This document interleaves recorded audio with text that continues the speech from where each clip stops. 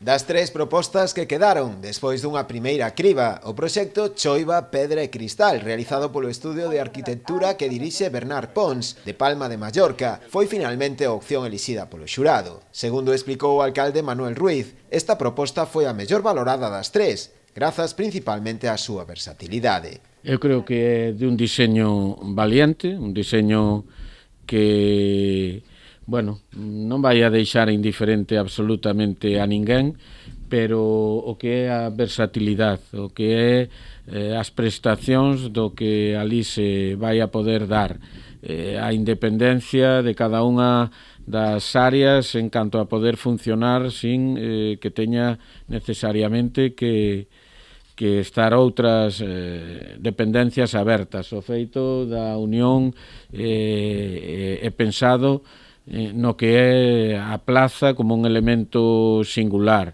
o que é a utilización de elementos comuns que teñen máis usos que o simple que podan ter, non? Como un hall de entrada ou como unhas escaleiras que poden dar moito máis servicio do que en realidade é unha simple escaleira, non? Eso, un pouco en síntesis, foi o que ao final acabamos valorando por unanimidade de todos os membros do tribunal. O estudio disporá agora dun prazo de 3 meses para elaborar o proxecto constructivo e unha vez realizado a obra sairá a concurso para a súa construción. Cabe lembrar que a actuación está financiada con fondos FEDER dentro do programa Mais Ribeira Atlántica 2020, para que hai reservada xa unha partida de 2,5 millóns de euros.